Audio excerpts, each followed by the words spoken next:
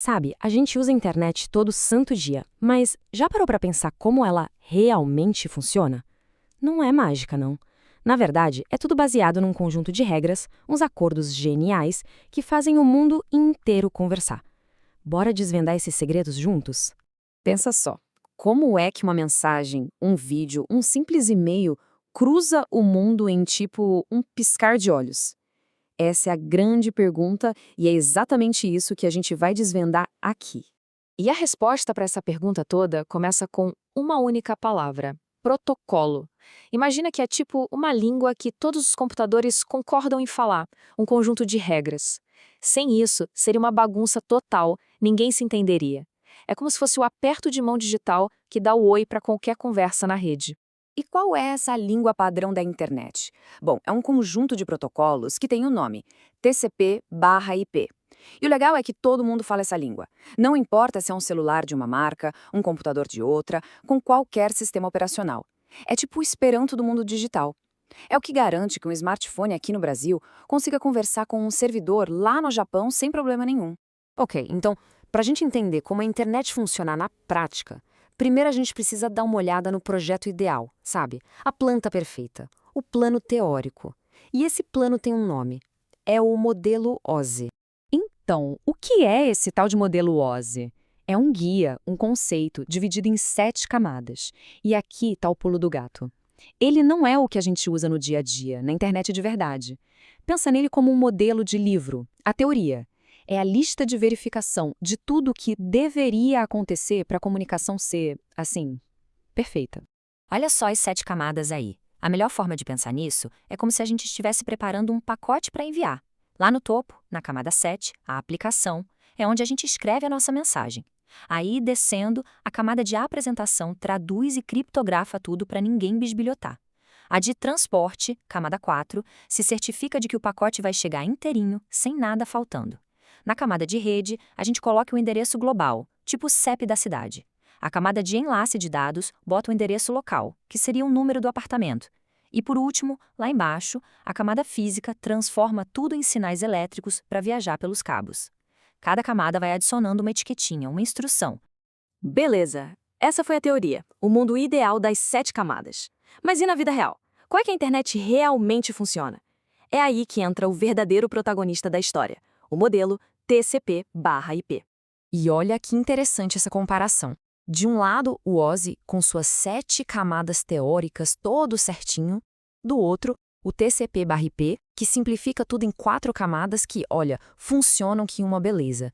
É basicamente isso. O OSI é o como deveria ser no papel e o TCP/IP é o como a gente faz na prática. É o que está rodando agora mesmo. Agora, a gente vai mergulhar fundo numa parte que é simplesmente crucial. Vamos falar da camada de internet do TCP/IP. É aqui que a mágica acontece, sabe? Onde os endereços globais e as rotas são definidos. E o grande responsável por isso é o famoso protocolo de internet, o IP. Então, qual é a do IP? Basicamente, ele dá um endereço lógico e único para cada aparelho na rede e sai encaminhando os pacotes de dados. Mas, e aqui vem o segredo, o IP não promete nada. Ele funciona no esquema de melhor esforço. Pensa no serviço de correio normal. Eles vão tentar entregar sua carta, mas eles não garantem que vai chegar, não corrigem se o endereço estiver meio errado e nem se preocupam se os pacotes chegam fora de ordem. O trabalho do IP é só um: enviar. Olha esse número, quase 4 bilhões e 300 milhões. Esse era o número total de endereços possíveis no sistema original, o IPv4. Quando criaram isso, parecia um número infinito. Achavam que nunca, jamais ia acabar. Dava e sobrava para todos os computadores do planeta. Pois é, achavam. A gente sabe muito bem que esse número não é mais nem de perto suficiente para o nosso mundo. Pensa bem, hoje tem smartphone, notebook, relógio, até geladeira querendo um endereço na internet. O resultado? Os endereços IPv4 acabaram. Simples assim. E isso virou um problemão que precisava de uma solução bem, mas bem esperta.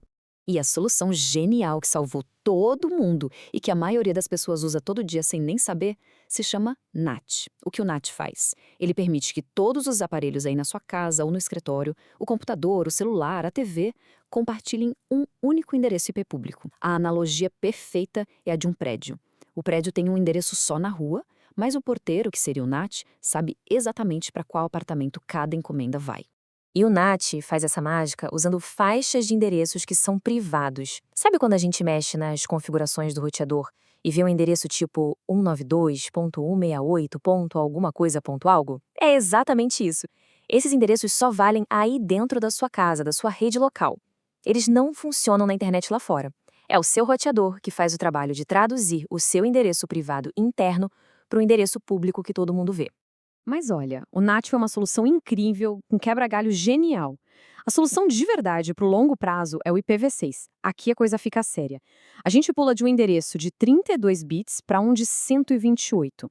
O que isso significa? Que a gente sai de 4,3 bilhões de endereços para um número que a gente nem consegue imaginar. É um número praticamente infinito. Esse sim é o futuro da internet. Mas o IP não faz todo esse trabalho sozinho. Ele tem uns ajudantes, uns protocolos de suporte que ficam ali nos bastidores, garantindo que as coisas deem certo. Vamos conhecer rapidinho 2 desses heróis anônimos. O primeiro é o ICMP. Pensa nele como mensageiro dos erros da rede. Lembra que o IP só envia e não garante nada? Então, quando dá alguma coisa errada, é o ICMP que volta e avisa, não deu para entregar. É o carimbo de devolvido ao remetente do correio digital. Ele não conserta o problema, mas ele pelo menos avisa que o problema existe. O outro ajudante é o ARP. Esse é o tradutor da rede local. Funciona assim. Dentro da sua casa, só saber o endereço IP não adianta para entregar o pacote na mão do aparelho certo. Precisa saber o endereço físico do aparelho, o tal do endereço MAC. O que o ARP faz? Ele basicamente grita na rede. Ô pessoal, quem aí é o 192.168.1.10?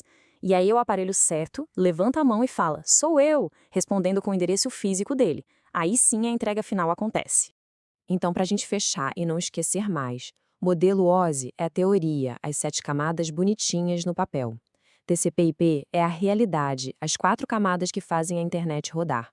O protocolo IP é o carteiro que faz o melhor esforço para entregar os pacotes. O NAT é a solução genial que nos salvou da falta de endereços IPv4. E o IPv6 é o futuro, com endereços para dar e vender. E tudo isso deixa a gente com uma pulga atrás da orelha, né? Com o nosso mundo ficando cada vez mais e mais conectado, com bilhões de coisas novas entrando na rede, como é que vai ser o próximo livro de regras da internet? Que tipo de protocolos, que novos acordos a gente vai precisar para a próxima fase da comunicação mundial? Fica aí a reflexão.